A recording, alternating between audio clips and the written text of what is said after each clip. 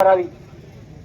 तर त्यांचे जे भाषण उपलब्ध आहे त्याच्यानुसार त्यांच्यावरती कारवाई व्हावी, या सर्व कारवाई व्हावी।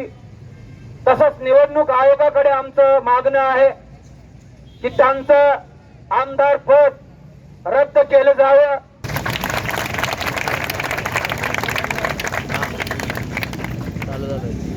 निवडणूक आयोगाला अधिकार आहे की त्यांनी जर आपल्या पदाचा गैरवापर निवडणूक आयोगाला आहेत। तसंच जो मानव आयोग आहे महाराष्ट्र राज्य, त्यांच्याकडेही आमची विनंती आहे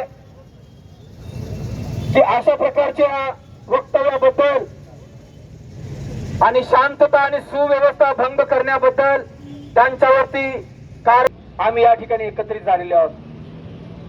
शेवटची गोष्ट सांगू इच्छितो